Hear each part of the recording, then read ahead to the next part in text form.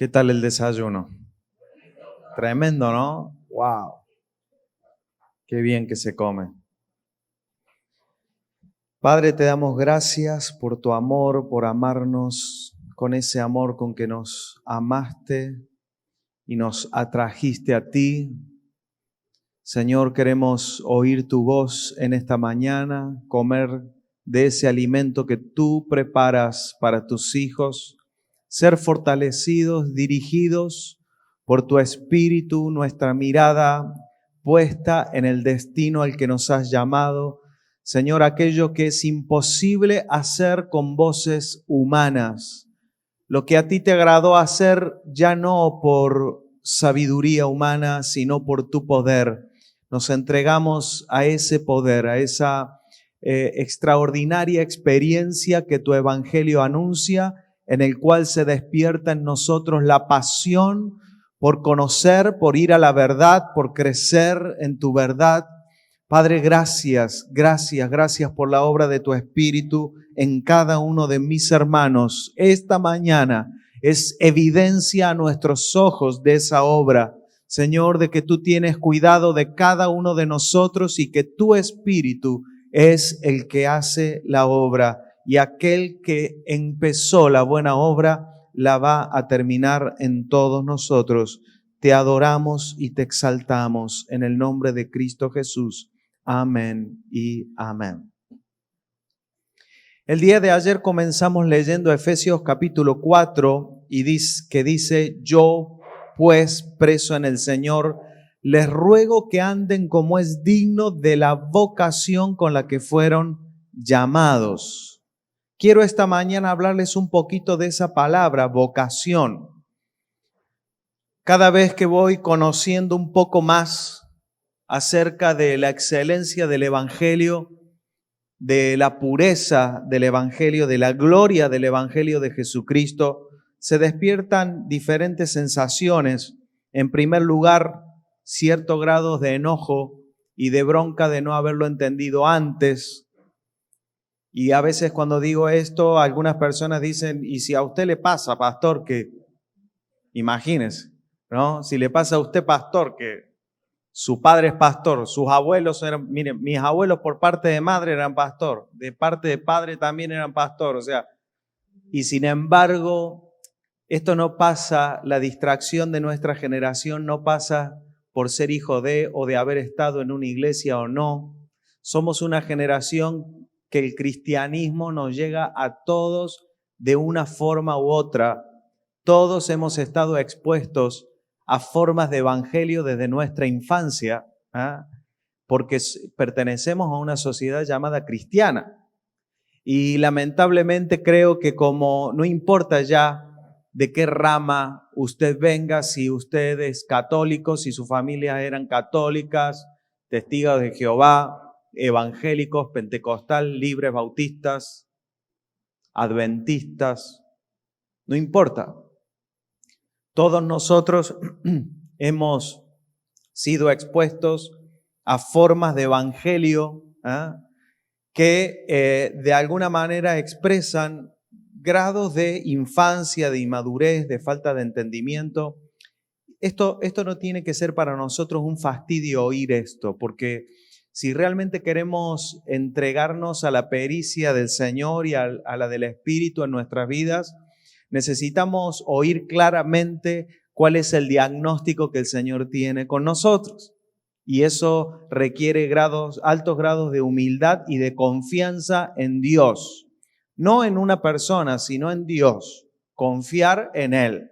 De tal manera que si yo digo cosas como estas y digo que somos parte de una generación que está en inmadurez, que es inmadura, usted puede hacer dos cosas: o enojarse conmigo, no hay problema con eso, o dirigir su corazón al Señor, porque nuestro Señor es el Señor de cada uno de nosotros, y decir, Señor, ¿es así o no?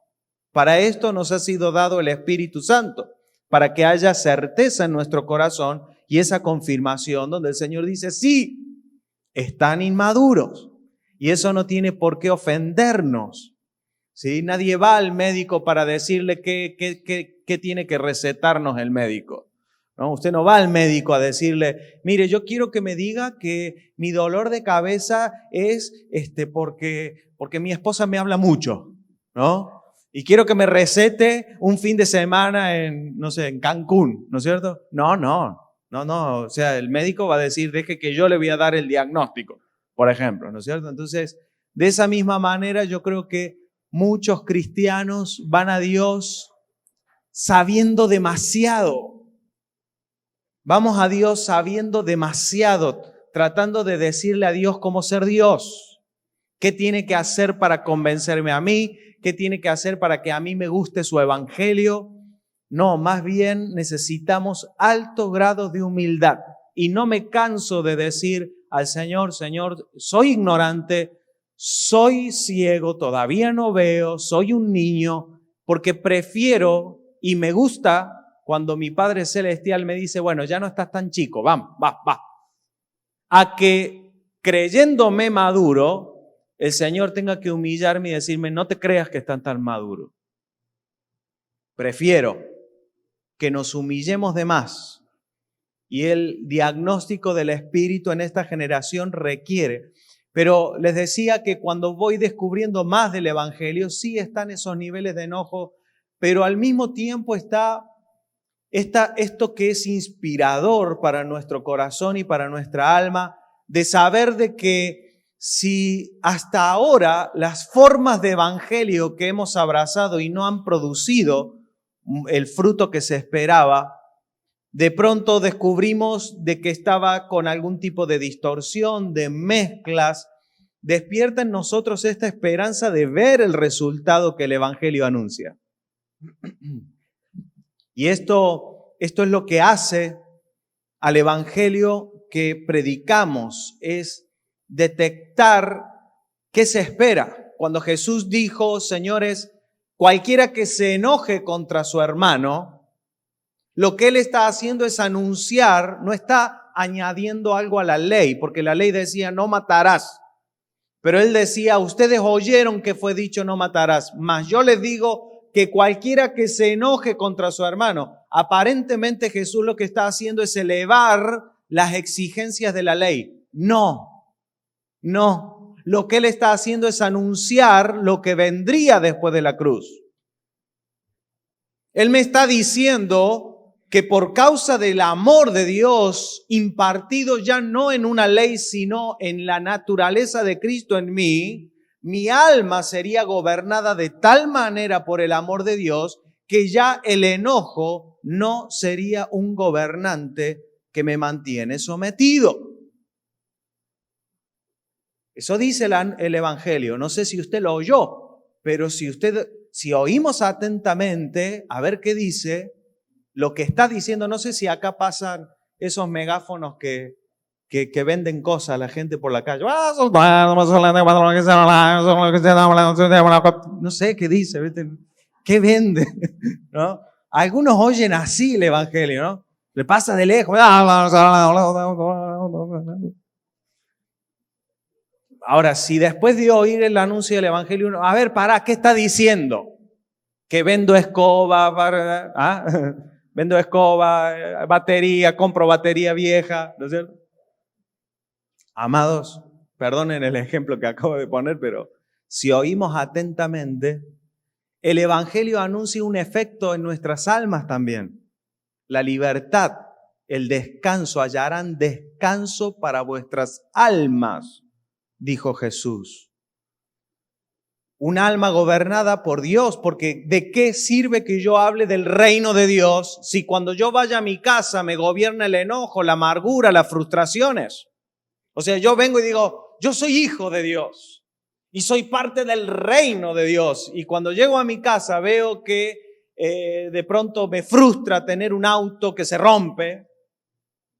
Porque una cosa es que se te rompa el auto y que tengas que arreglarlo, y a todos nos duele cuando se rompe el auto y hay que arreglarlo. Hace unos días atrás rayé el auto por darle lugar a otra persona que pase, rayé mi auto. ¡Ay, qué dolor!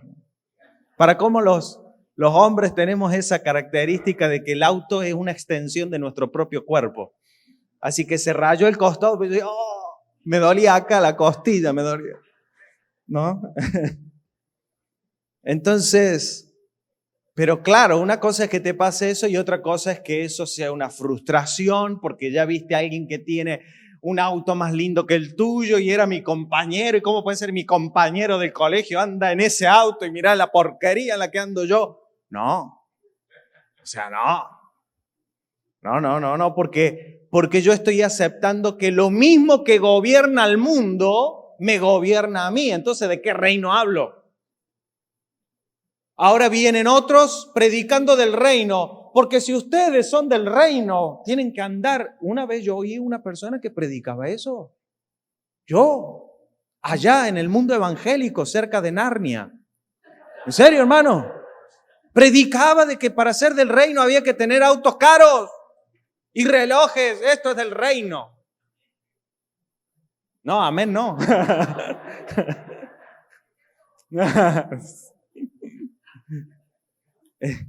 Claro.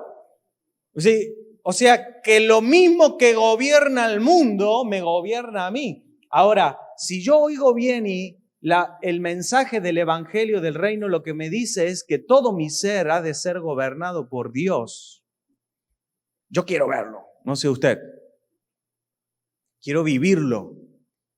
Y el apóstol Pablo a los Efesios habla acerca de esta consecuencia que trae el evangelio en aquellos que lo oyen bien, y es la palabra vocación. Una vocación. Porque si usted vuelve a leer, yo no lo voy a leer ahora de nuevo porque ya lo leímos ayer, pero yo le animo a que usted vuelva a leerlo en su casa, a Efesios capítulo 4, y usted va a ver que todo el tiempo el apóstol Pablo deja en claro qué cosa, que lo único que tiene sentido para aquellos que hemos sido llamados al ministerio es que haya madurez en los santos.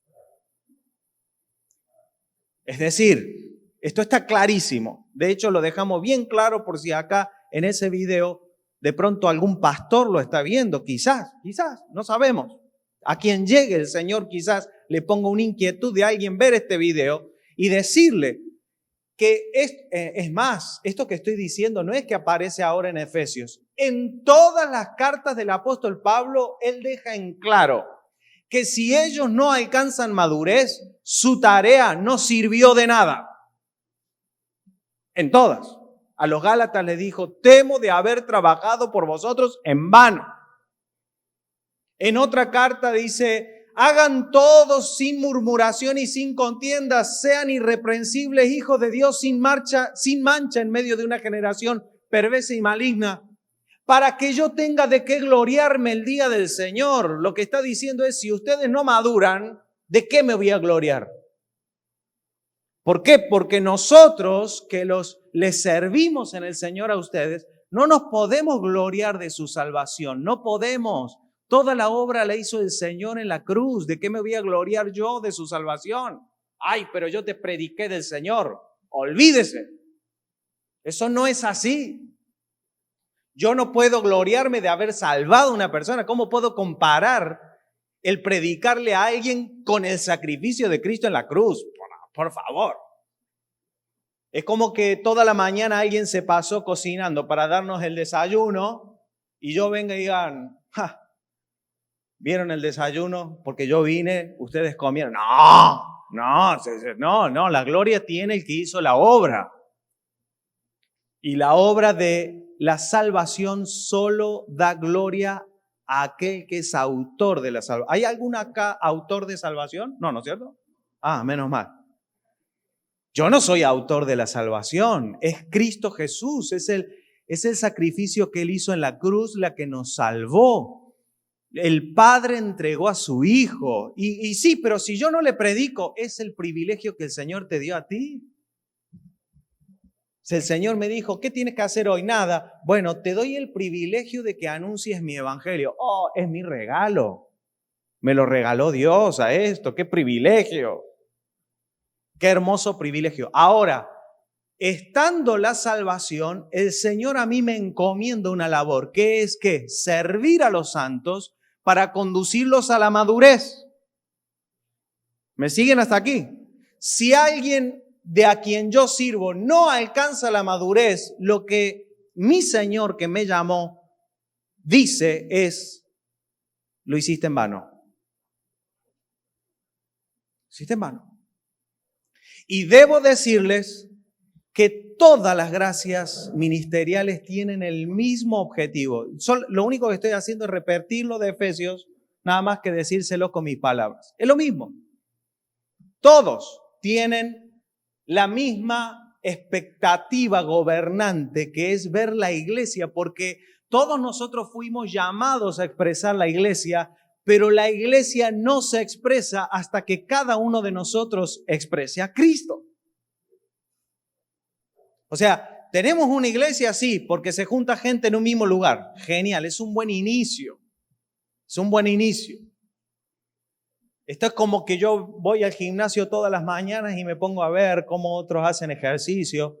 Y después cuando me voy al médico, no, yo voy al gimnasio todos los días, ¿eh? Todos los días, sí, pero no haces nada. O sea, para que haya músculos hay que levantar las pesas, ¿me explico? De la misma manera, reunir gente en un lugar no nos hace iglesia hasta que cada uno de nosotros va creciendo en el conocimiento de Dios, despojándose del viejo hombre y creciendo en la expresión de Cristo. Esto debe ser una pasión. Primero debe ser una pasión en aquellos llamados a la obra del ministerio. Por eso en estos minutitos le estoy hablando a esa cámara. Allá va a llegar a alguien. Pero también a todos los que aquí aceptan el desafío de servir al Señor. Algunas personas dicen, pastor, yo quiero servir al Señor en lo que a mí me gusta hacer, que es, no sé, yo veo que acá no, el centro de mesa lo hacen siempre de rojo con un numerito. A mí me gusta hacer flores, quiero hacerlo para el Señor. Mire, amados, ningún servicio al Señor que no redunde. Si usted me convence que haciéndole florecitas va a provocar a alguien a crecer y a madurar, vamos. ¿Puede ser? Sí, ¿por qué no? De pronto alguien hizo florecitas y alguien dijo por acá, ¿cómo es tu nombre, hermana? Gina. Gina dice, wow, qué flores tan hermosas. ¿Quién las hizo? Y resulta que la hizo la hermana Marcela la hizo. Ahora, cuando Gina va a ver a Marcela, dice, ¿quién hizo estas flores? Y Marcela ha trabajado en ver a Cristo crecer en su propia vida. Ya esas florecitas que cualquiera podría haber dicho, ¿de qué sirve una florecita? Dejan de ser en vano porque ella se transformó en una portadora del Evangelio. Ella expresa el Evangelio en su forma de vivir. Eso es servir al Señor. No hay nada en las florecitas, sino está la sustancia de Cristo en nosotros. Igual es predicar. Yo les digo, miren, yo soy una persona básicamente tímida, realmente no me gusta hablar en público, no es algo que me sale naturalmente. Algunos no me creen, pero en serio que es así. Esto que yo estoy haciendo se aprende. Cualquiera puede aprender a hablar en público. No es algo, si usted dice, ay, a mí no me gusta hablar mucho en público, no lo diga tan fuerte, no va a ser que Dios lo oiga. Usted así como, sí, me gusta, sí. Porque a veces el Señor dice, ¿qué no te gusta? Y como a Él le gusta escoger de lo que no es, entonces por si acaso no lo diga tanto usted. Pero esto se aprende. Ahora, si yo creyera que lo que Dios necesita son predicadores, estaría loco. Estaría loco. Es una locura creer que lo que Dios quiere son predicadores. No es así. Porque si no, nuestra actividad se vuelve vacía, se vuelve sin sustancia. Lo único que hace avanzar a la iglesia es la expresión de Cristo en nosotros. Ahora, el apóstol Pablo dice, le ruego que anden como es digno de su vocación. Mire, yo realmente no suelo usar tanto este recurso, pero en este punto me parece clave. La palabra vocación que el apóstol Pablo está usando en griego se escribe klesis. Klesis. Significa una invitación, figurativamente una invitación, porque no tiene que ver con que alguien me mandó una invitación, sino que estoy siendo convidado a algo. Una vocación tiene que ver con un llamamiento. Klesis, con K, los que están escribiendo. Klesis. Ahora la palabra iglesia es eclesia. Eclesia. Están íntimamente ligadas y no solamente por una cuestión del vocablo, sino además que justo antes de decir, anden como es digno de su klesis. El versículo anterior, que es el versículo 3, 20 y 21, dice aquel que es poderoso para hacer todas las cosas mucho más abundante de lo que pedimos o entendemos, según el poder que actúa en nosotros, a Él sea la gloria en la eclesia. Y va a decir, a Él sea la gloria en la eclesia, y automáticamente va a decir, pero por favor, anden como es digno de su klesis. O sea, ¿cómo va a tener el Señor gloria en la eclesia si en los santos no hay una klesis? O sea, no tiene sentido. Porque si usted a eclesia le saca la klesis, lo único que le queda es E. ¿Me entiende? O sea, si a iglesia usted le saca iglesia, ¿qué le queda? ¿Y? ¿Dónde está la iglesia? ¿Y? ¿Dónde está?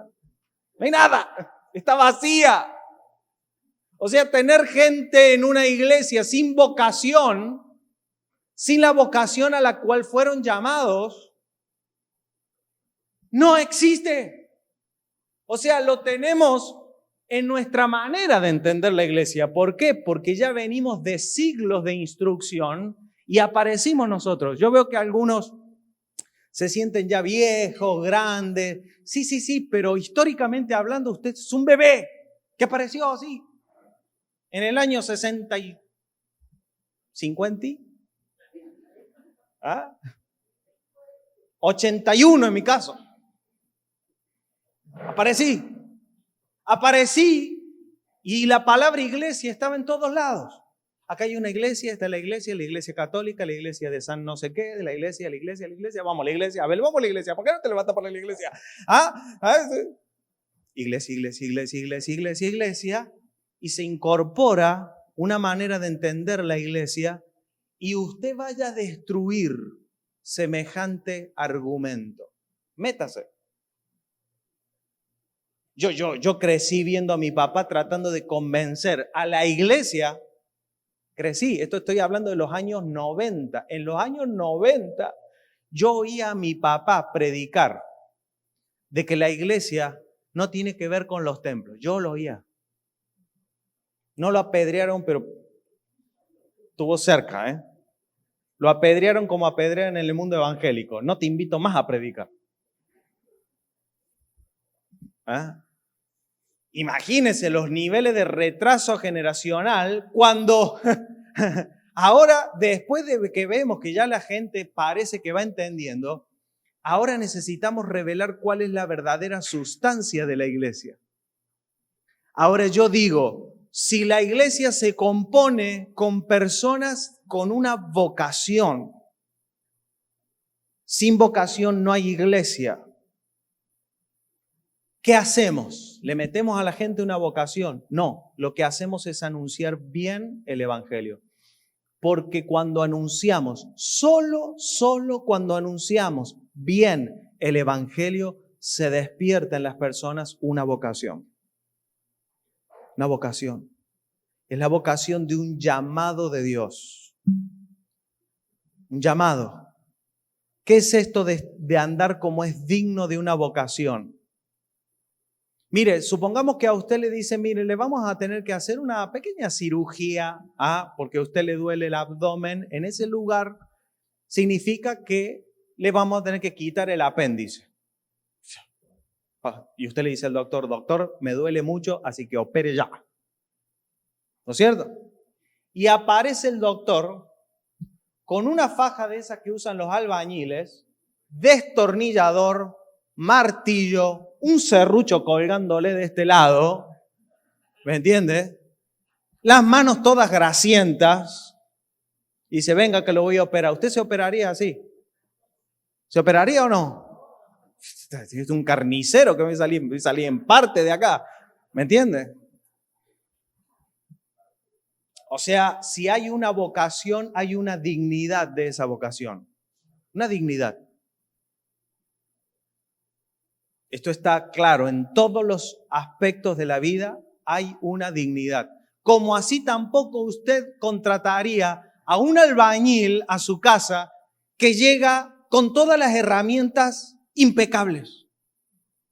Tienen hasta la etiqueta colgando. O sea, saca la cuchara del albañil y está la etiqueta colgada. ¡Ay, perdón! Y la saca. Si usted está loco, este no lo contrato. ¿O no? No, usted quiere que el albañil tenga todo sucio. ¿Por qué? ¿Qué significa? Que trabaja mucho. Es más, que tenga un poco de cemento pegado en la pala, ¿me entiende? Y si lo puede tener pegado en la pierna, mejor todavía. ¿Me entiende? Porque es una dignidad. Eso le da dignidad a su vocación. Eso le da dignidad a una vocación. De esa misma manera el apóstol Pablo les está diciendo, anden como es digno de la vocación con la que fueron llamados. ¡Wow! ¡Qué extraordinario! ¿Sabe por qué? Porque yo mientras hablo esto, estoy reconociendo algo que está pasando en nuestros días, amados. Yo no lo había visto antes, pero ahora lo estoy viendo, que es que las personas, a pesar de que cada uno de los que vienen, tenemos amas de casa, tenemos empresarios, tenemos albañiles, tenemos carpinteros, gente que maneja un taxi, no importa cuál sea el trabajo que cada uno de nosotros hace, todos nosotros nos entregamos a una misma vocación. Dejamos de ser, o sea, lo mantenemos así como una apariencia para que el mundo no se dé cuenta. ¿Qué haces? Soy pastor. A mí me preguntan mucho, ¿y usted qué hace? Ahora cuando entré, tenía unos libros ahí en el bolso, entré a México. Y pasa el de la cinta. ¿Qué trae ahí? Claro, una cosa cuadrada, ahí hermética. Dice, este trae algo raro, ¿no? ¿Usted qué hace? Soy pastor. Eso es en las apariencias. En mi verdadera vocación es ser iglesia. A eso me dedico. Ser iglesia. ¿Por qué? Porque mi Dios me llamó a mí y lo llamó a usted. Seguimos haciendo lo que estamos haciendo. Una vez, hace poco, una persona me dijo, pero es que yo, pastor, yo siento el llamado de Dios a las naciones. Yo quiero predicar al Señor así como lo hace usted y viajar. Y yo digo, si supiera lo que es, tiene una idea de lo que es viajar por la... No. Mi amado, ¿sabe cómo se sirve al Señor? Creciendo. Es más, si todavía el Señor no te pide que prediques, disfruta. Relájate. No, amo lo que el Señor me ha pedido hacer. Lo amo y lo disfruto, pero no es en esa idea de creer que uno lo hace para su propio placer. No hay peor mentira de creer que hay un glamour en predicar. No, es un privilegio, es una tarea, pero de nada sirve hacer cosas para Dios si eso no va acompañada de la vocación que es en nosotros, el crecer, el madurar, el dar fruto al Señor.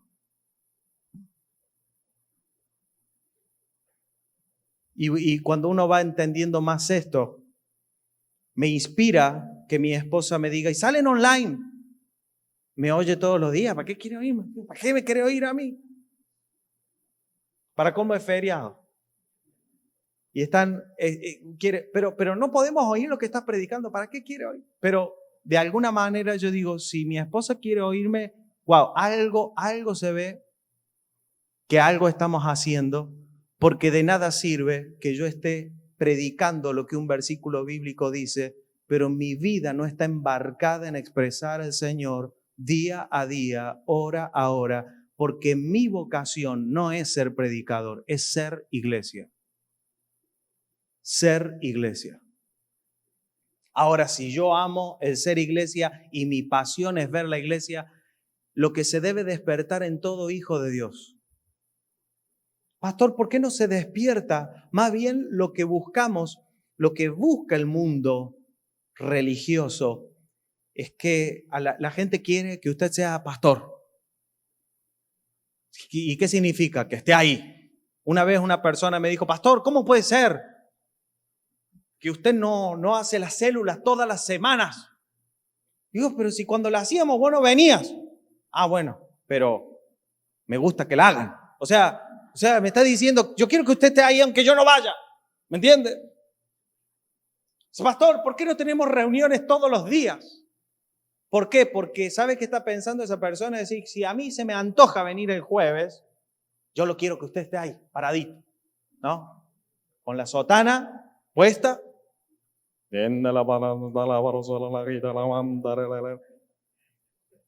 Para que yo me sienta que me están diciendo algo de Dios, no importa qué, pero algo. No. No, el evangelio que es bien anunciado lo que hace es despertar una, diga conmigo, vocación. Vocación incluye muchas cosas. Primero incluye una dignidad. Usted sabe que está siendo llamado a una tarea que implica ciertas cosas. Cualquier tarea viene con su propia dignidad, pero también dice la esperanza de su vocación. Una esperanza, eso está en el versículo, lo que leímos acerca de la dignidad de nuestra vocación es Efesios 4, versículo 1, pero más adelante va a decir de nuevo vocación cuando dice un Señor, una fe, un bautismo, una misma esperanza. Eso es el versículo 4. Un cuerpo, un espíritu, como fueron también llamados en una misma esperanza de su vocación. Es decir, ya sabemos que el evangelio para cada uno de nosotros nos llama a una vocación, pero lo que se espera de esa vocación es una cosa. Es una misma cosa. Esa misma cosa, esto es como decir que usted reúne en un mismo terreno a muchos albañiles, arquitectos, albañiles. ¿Me sigue? ¿Qué pasa si usted pone albañiles, arquitectos, ingenieros en un mismo terreno? ¿Qué se espera? Ahora viene uno y dice, yo me quiero hacer un ranchito acá, y el otro, el ingeniero, no, yo quiero un puente que salga de acá. Y viene el arquitecto, no, hagamos un edificio de 5 pisos, y no se ponen de acuerdo. Cada uno. Y es más, dice, y a alguien se le ocurre, ¿y qué les parece? En este lugar, que nos amemos todos nosotros y que cada uno haga lo que quiere hacer. Porque seamos uno. ¡No sirve! ¡No sirve! Porque ¿de qué me sirve ser uno con alguien que no quiere ni fue llamado a lo mismo? O sea, no podemos ser uno sin esa vocación y sin esa esperanza de mi vocación. Por eso no es lo mismo tener fe en Dios que alcanzar la unidad de la fe. No es lo mismo. Porque si alguien acá estaba esperando que le hablemos de Buda, ya se hubiese ido. Pero como estamos hablando de Dios, usted sigue acá sentado, aguantando este argentino. No, si usted va a tener unas recompensas en el cielo tremendas. Me está aguantando a mí porque estamos hablando del mismo Dios. Hablamos de Jesucristo, creemos en Él. Esa fe te trajo hasta aquí, pero yo voy a preguntarme, ¿cuál es la fe que a mí me va a llevar al destino al cual fui llamado? Esa es la gran pregunta. Esa es la gran pregunta. Yo no puedo ser uno con alguien con quien no me une la misma esperanza de mi vocación. ¿Qué esperamos? Yo estoy hastiado de estar en lugares donde se juntan pastores que se miden entre ellos el tamaño de la iglesia. No se asuste. Había algunos que se pueden mirar, ¿qué va a decir, pastor? El tamaño. ¿Y cuánta gente tenemos en la iglesia? Y yo tengo 300. Y yo 500. ¿Qué importa? Decime cuánto de Cristo se expresa. No, ¿qué gente tenés? Si tenés auditorio, si no tenés auditorio. ¿Alquila o no alquila? Esas cosas se preguntan los pastores. Perdone usted que saque los trapitos del sol, pero es lo que pasa. Imagínese semejante nivel de inmadurez. ¿Qué espero yo de pastores que creen que la esperanza de su vocación es tener una iglesia? Y en vez de tener una iglesia donde asiste gente. Sí, el año pasado se me fueron como 50 en la pandemia, se me fueron como 50. Sí. Pero terminó la pandemia y vinieron 80. Qué bien. No, qué bien que nada. Trabajaste por 50 que se te fueron. ¿Dónde están los 50? ¿Qué pasó? Decime. ¿Dónde se perdió el Cristo con el cual trabajamos para llevar a la madurez? O sea, no estamos trabajando para tener ganado metido adentro. No, lo que queremos es ver en nuestros días a la iglesia expresada.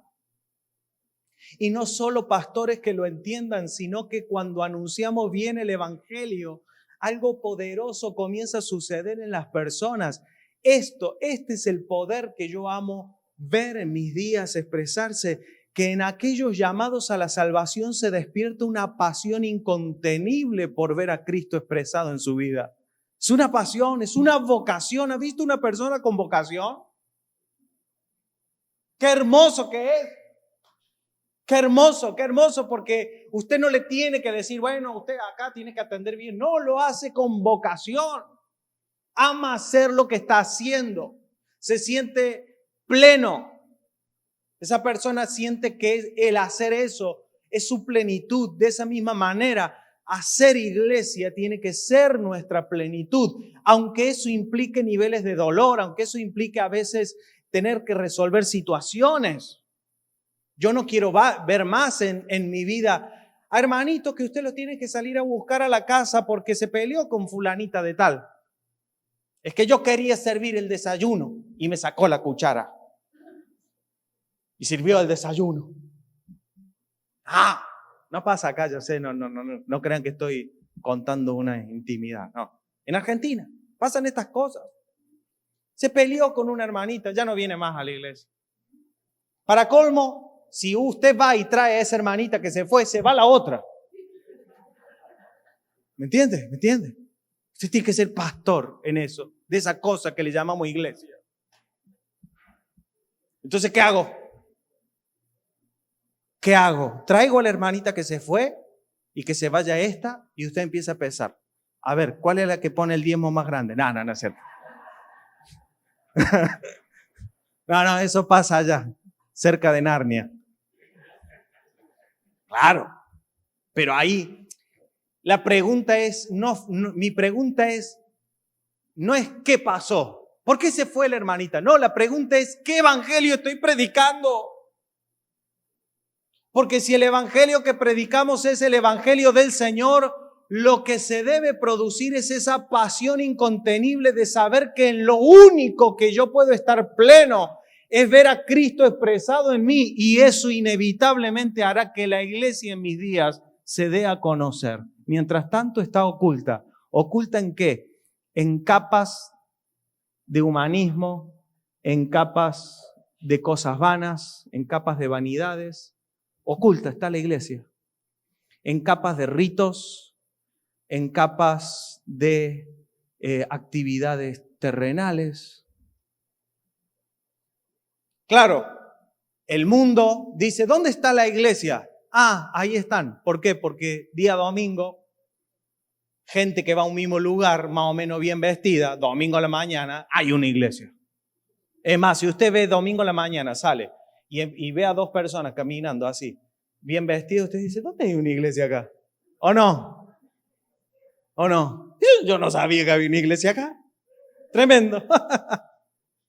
De hecho, había una iglesia que estaba a una cuadra de nuestra iglesia. Yo ni sabía que estaba porque ni cartel tiene, pero usted ve, día domingo a la mañana, mucha gente entrando por una puerta, bien vestida, hay una iglesia, pegado. Ahora viene el Señor y dice, ¿dónde está la iglesia? Como hizo con Adán. Adán, ¿dónde estás tú? Acá. Acá estabas. ¿Comiste del árbol? De esa misma manera aparece el Señor en mis días y dice, iglesia, ¿dónde está la iglesia? Porque eso pasó en Apocalipsis. El Señor le agarra a la iglesia y le dice, tú te crees que eres rica, pero eres pobre. O sea, estás en otra sintonía, le dice el Señor a una de las iglesias en Apocalipsis. O sea, tú crees que eres rica, pero es todo lo contrario. ¿Ven por qué se despierta en nuestros días la pasión? Porque si esa pasión y esa vocación no se despierta en todos los santos, entonces necesitamos volver. Y decir, yo quiero predicar ese evangelio que despierta en mí la vocación y una misma esperanza de esa vocación. Una vocación te va a decir qué hacer. No es al revés, no es haciendo cosas, se ve una vocación. La vocación te inspira a una actividad. La vocación es lo que te motiva, lo que trae motivación, porque usted sabe que ve una persona motivada por su trabajo, es porque hay una vocación. Quiero decirte que si tú tienes un evangelio que te hace creer que lo tedioso de la vida es orar, y que usted va a personas que dicen así, pastor, ¿por qué no hacemos más ayuno y oración? Yo le quiero dar a Dios mi sacrificio de oración. Terrible manera de concebir el evangelio. ¿Quién nos enseñó que la oración es un sacrificio? Imagíneme a mí llegando a mi casa, esposa mía, hoy vengo dispuesto a sufrir por amor a vos, así que estoy dispuesto a oírte 1 hora y a hablar con vos 1 hora. Y me siento un héroe. Me va a pegar un patadón mi esposa. Me dice, pero anda. Ahora yo vengo al Padre que entregó a su Hijo para darme acceso a su trono. ¿Me entiende? Entregó a su Hijo. Y yo me siento un héroe por hablar con Él. Imagínese. Eso es incoherencia. O sea, si mi alma piensa que orar a Dios, más bien yo siento que el Señor dice, quédate con tu oración. No ores. A mí así me habla el Señor. No sé cómo le habla a usted. A mí el Señor no me dice, ora, hijo, ora. No, me dice, no ores. No ores. Hasta que no entiendas lo que es orar. Y que te veas atraído por esta vocación. Quédate con tu oración, porque si tu oración para ti es sufrir, no la necesito. ¿Usted cree que Dios está en el trono diciendo, ay, que ore más gente hoy? No tengo un Dios nervioso porque haya más gente orando. No, Él dio a su Hijo para darnos acceso a su trono, porque siendo enemigos fuimos traídos y atraídos por Dios. Ese evangelio, amados, ¿dónde se encuentra? ¿Dónde se encuentra? Porque sin clesis no hay eclesia. No hay. Por eso los apóstoles tenían en claro lo que nosotros leímos ayer. Señores, hasta que todos lleguemos a la unidad de la fe. En este sentido, puedo ver la actividad de cómo la fe fue actuando en aquellos que fueron llamados por Dios. Y aunque en muchos de ellos, antes de la cruz de Cristo, no pudieron ver, dice, por la fe alcanzaron buen testimonio, pero no obtuvieron lo prometido, porque de alguna manera, aunque Noé experimentó una forma de Cristo, a Noé se metió en el arca, que era la forma de Cristo, anunciando a Cristo como la salvación. de que todo lo que es terrenal está destinado a la destrucción, pero lo que está en Cristo se salva y se preserva. Ahora Noé, después de haber estado trabajando toda una vida por edificar esa arca, está ahí metido. Sí, esperando ver tierra, pero no queriendo irme de aquello a lo cual trabajé toda una vida para construir. Me imagino en las sensaciones de Noé de darse cuenta de que en realidad aquello que lo conectaba al Cristo, en realidad solo era superficial. ¿Qué pasó? Noé, lo mejor de la tierra, el elegido, lo más perfecto que había sobre la tierra, 5 minutos después lo ve borracho. ¿Por qué? ¿Por qué se da esa desesperanza en el corazón de Noé que tuvo que plantar vid? Mire, vid. Pero eso solo le sirvió para esa desazón. Eres David, has conquistado reinos para Dios. Has conquistado, has llevado el tabernáculo contigo, el tabernáculo de David. Y el Señor te dice, reúne los recursos para edificarme un templo. Pero luego de que has conquistado reinos, después de que has llevado, has adorado, has traído el arca, has hecho todo lo necesario, viene Dios y te dice, ¿sabes qué? No me vas a hacer vos el templo. Semejante sensación de haber creído en Dios y el Señor dice, pero no es para vos. ¡Oh! ¡Wow! Peor la que le tocó a Salomón, que Salomón obtuvo de su padre David todo el oro, todos los recursos, estaban todos acumulados. ¿Y sabes qué? David le dice a su hijo Salomón, te toca a vos hacerle el templo a Dios. Parece que ahora sí, aquello por lo cual vivieron nuestros padres, porque también Abraham había anunciado acerca de esto. Abraham, cuando Dios le dice, esta es la tierra que yo te entregué, él con su hijo Isaac y su hijo Jacob habitaron en tiendas. Esto lo dice Hebreos capítulo 11.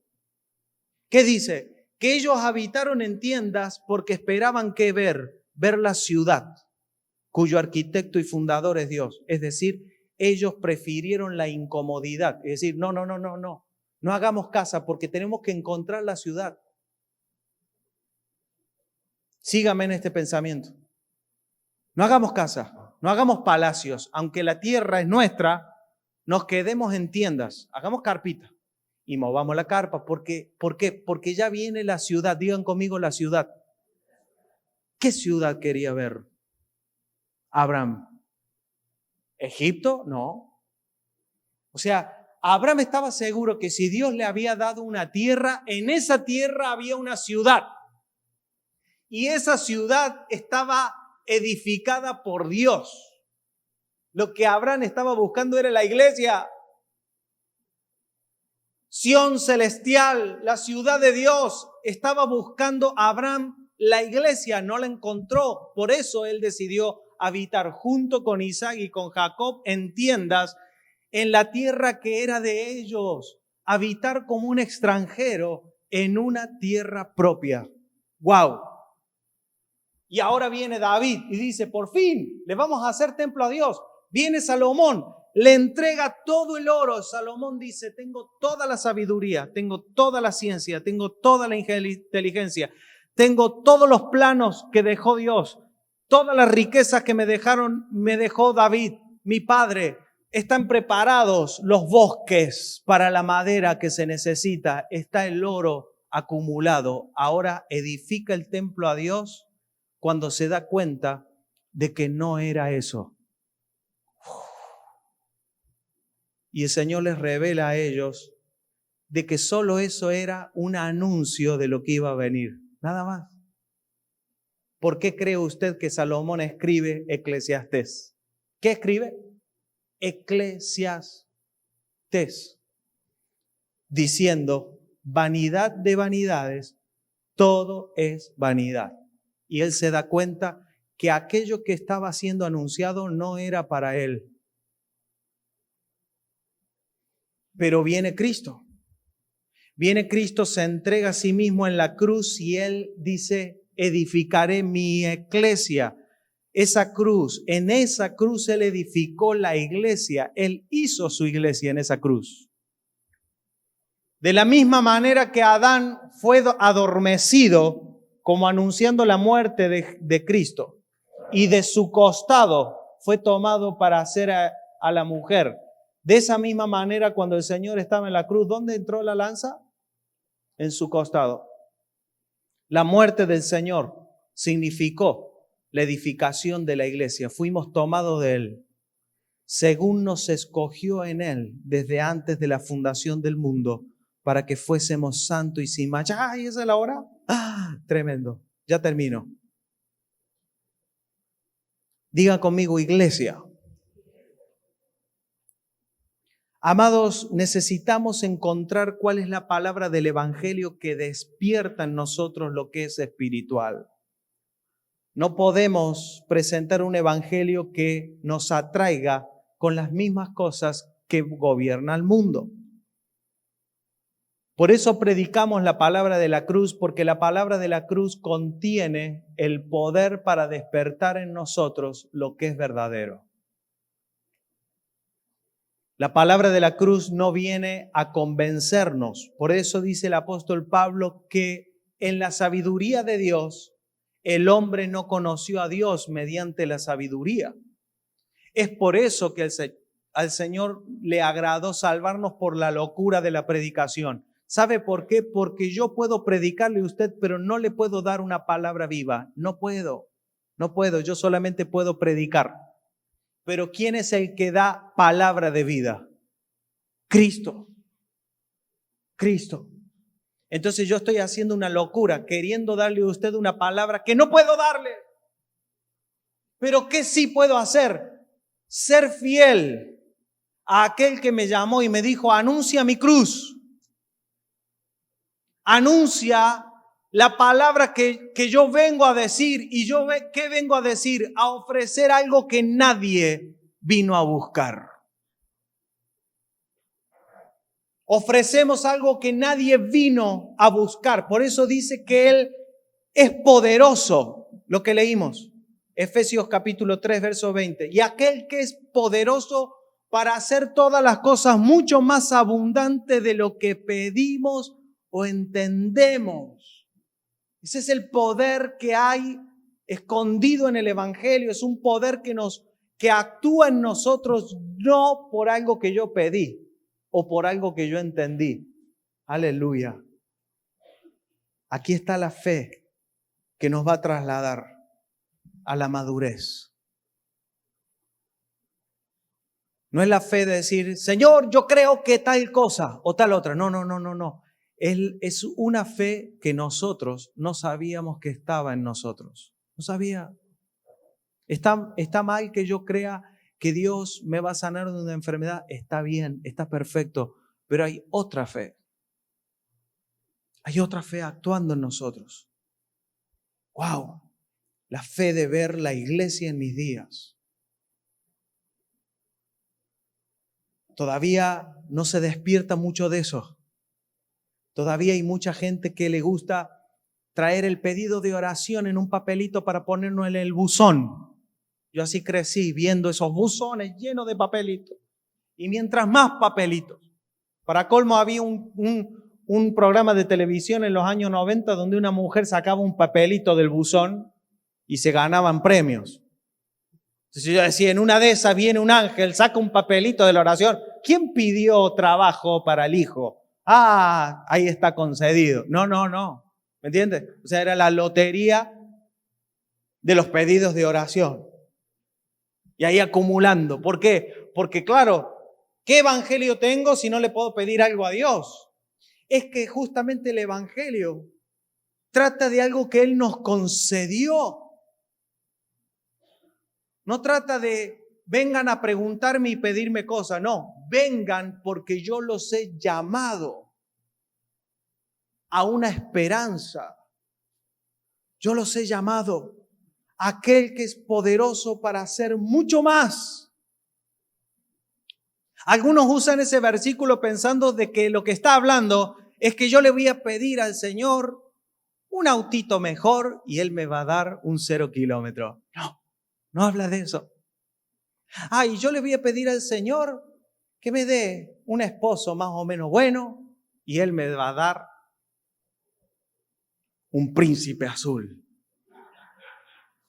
Predicador, hermoso, perfecto, santo, puro, espiritual, trabajador, que sabe arreglar todas las cosas en la casa, cocina, lava, plancha. Lo siento decirle si hay alguna que piensa que ya Marisa se casó con el único que había. Se orgulloso, argentino. No, hermano. No existe. No, más abundante de lo que pedimos o entendemos, tiene que ver que yo fui llamado a algo en Dios que va mucho más allá de mis necesidades o expectativas, sino que está gobernado por sus expectativas. Aleluya. Gracias, Señor.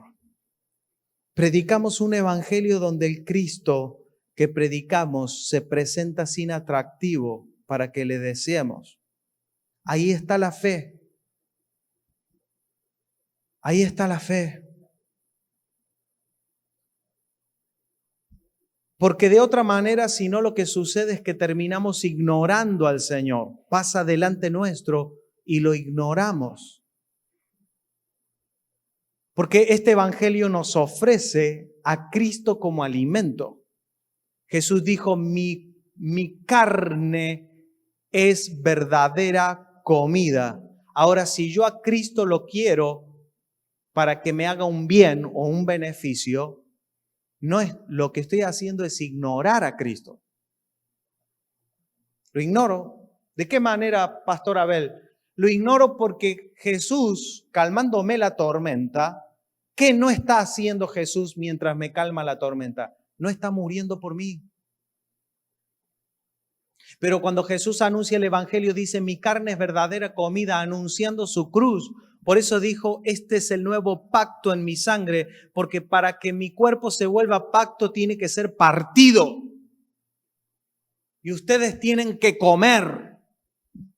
Él está anunciando su cruz, llevándoles a entender que hasta que no coman de Él, todavía no lo están aceptando. ¿Quién fue el primero que ignoró a Cristo en la Biblia? Adán. Adán pasó delante del árbol de la vida una y otra vez porque dice que estaba en el medio del huerto. Una y otra vez. Vamos para allá, hacemos tal cosa. Por acá, vamos al huerto para acá. Todo Cristo, Cristo, Cristo, Cristo, Cristo, Cristo, Cristo. Cuando comió del árbol que no tenía que comer, Dios dijo que no coma. Porque su error no fue comer del árbol incorrecto, fue ignorar a Cristo. Y he aquí el sistema que nosotros necesitamos vencer en nuestros días. Yo no estoy preocupado por lo que el diablo está haciendo en el mundo. Él está haciendo lo que hace su naturaleza. Es padre de mentiras. ¿Qué hace un padre de mentiras? Mentir. ¿Qué le puede pedir al diablo? Usted, ay, qué desgraciado el diablo. No es tan desgraciado, hace lo que tiene que hacer. Terrible más bien es tener una iglesia que no es iglesia. Más bien terrible es crear un sistema donde Cristo es ignorado en nuestros días. Pero gloria a Dios que no estamos allí. Estamos aquí. ¿Para qué? Para presentar perfecto en Cristo a todo hombre. Para esto estamos. Para expresar la vida de Cristo en nuestros días. Para darle a conocer a Él. Porque la comida que Cristo es vida eterna. Vida eterna. Que no, donde todo temor se disipa. Puede haber temor en un hijo de Dios cuya certeza es que ha comido de la vida eterna. He comido de la vida eterna. Uy, parece, Pablo, que te vas a hundir y te vas a morir en el medio del océano. ¡Qué bueno! Parece que ya terminamos la tarea. Y el Señor dice, no terminaste. Bueno. Y el Señor le dijo a Pablo, ¿Quieres que te conceda algo? Sí, por favor, que no se mueran los que vienen conmigo. Listo, concedido. Pero Pablo no está aferrándose a una vida. Él está sabiendo que ya le pertenece a aquel que le amó y se entregó a sí mismo por él. Ese despertar en nosotros de esa certeza. ¡Wow! Hubo evidencia en la tierra de esta fe, de esta forma de fe. Dice que Enoc caminó con Dios. Esa expresión de esa calidad de fe. ¿Sabe qué significa que Enoc caminó con Dios? Es que a pesar de que sus contemporáneos, cada uno estaba en sus propios asuntos y quehaceres, viviendo por sus propios placeres y deseos, lo que hizo Enoc es renunciar a una vida terrenal y ver cuál era la agenda de Dios en sus días. No es que él andaba en la vida y Dios andaba al lado de Enoc. No, es que él se puso a ver dónde está Dios. Porque algunos quieren esa forma de evangelio, hacer lo que quieren y que Dios los apoye. Venga, que Dios lo va a bendecir. ¿Sabe qué significa cuando yo ofrezco un evangelio donde Dios te va a bendecir? Es, dedícate a lo tuyo, haz lo que te gusta, vive la vida igual que el mundo, pero con la bendición de Dios. No está ese evangelio. Yo en mi Biblia no lo encuentro. ¿Sabe más bien que encuentro? Es que Dios en la tierra tiene una agenda y nos ha llamado. Nos ha llamado a una fe. Digan conmigo, una fe. Una fe. Y ahora en la inmadurez que tenemos, cada uno nuestra propia fe, pero en la madurez cada uno de nosotros va dejando de lado lo que me atraía, lo que me atrapaba, lo que me gobernaba, para entregarme en el Señor a esta fe. Padre, abre nuestros ojos. Déjanos ver, Señor, cuál es la esperanza de la vocación a la cual fuimos llamados. Abre nuestros ojos, Señor, muéstranos. Señor, queremos ver en nuestros días tu iglesia creciendo con pasión, sin freno, ver tu iglesia. Aleluya. Gracias, Señor, gracias. Gracias por el sacrificio, por el poder desplegado en tu evangelio. Amados, cuando los apóstoles predicaban el evangelio, el clamor que había en ellos era el de ser bautizados. Por eso solo el evangelio bien predicado presenta un bautismo. Un bautismo no es decidir si me van a bautizar en el río, si voy a ir a Jerusalén, no es si me van a dar por aspersión, si es el bautismo en el Espíritu, no. Un bautismo significa que cuando yo oigo el mensaje del evangelio que me dice, he venido a darte vida, yo estoy determinado a dejar atrás la pasada manera de vivir. Aleluya. Eso es bautismo. Bautismo es, ya no quiero más. No quiero más la vida que traía. Yo quiero esa vida que me está siendo ofrecida. No lo esperaba, no lo creé yo. Jesús en Mateo capítulo 22 presentó una parábola donde él dice que un señor estaba haciendo boda para su hijo y que los convidados no vinieron, anunciando en esta parábola de que el pueblo de Israel fue desechado de este plan, de esta propuesta, de que los que se esperaba que vinieran no vinieron, pero dice que él dice, salgan y llamen, salgan y llamen a los convidados. Así estamos nosotros saliendo hoy y llamando a estas bodas. La vida en la iglesia es una fiesta, amado, es el deleite. Fuimos llamados a deleitarnos en el Señor. No hay nada más hermoso, no solo para nuestro espíritu, sino también para nuestra alma que el ser iglesia. Yo amo porque sé que cada vez que maduramos y crecemos, accedemos a lo que realmente el evangelio tiene para nosotros. Dice que mientras el heredero es niño, en nada difiere del esclavo. Quiere decir que solo la madurez nos hace acceder a lo que el Señor tiene para nosotros. Por eso anhelamos crecer, madurar a una vida de disfrute en la iglesia. La iglesia no significa gente sacrificándose para Dios. No es así. La iglesia hemos sido convidados a una fiesta a la que solo pueden acceder aquellos que fueron llamados. Pero dice que el Señor, cuando entró a la fiesta y vio a uno que no estaba vestido para fiesta, dijo: sáquenlo. Porque a esto somos convidados con una dignidad. La gracia de Dios no es que cualquier cosa es aceptable. No, la gracia de Dios es: fuiste aceptado tú donde no podías estar, a donde estabas completamente fuera de los planes. Wow, ¿cuántos dan gracias a Dios por su gracia? ¿No se alegra usted de su gracia? De que no estábamos, pero ahora estamos.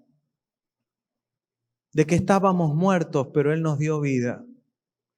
De que éramos hijos de ira, lo mismo que los demás, pero ahora fuimos hechos hijos de Dios. Él nos dio potestad de ser hechos hijos de Dios por su sacrificio. Padre, gracias.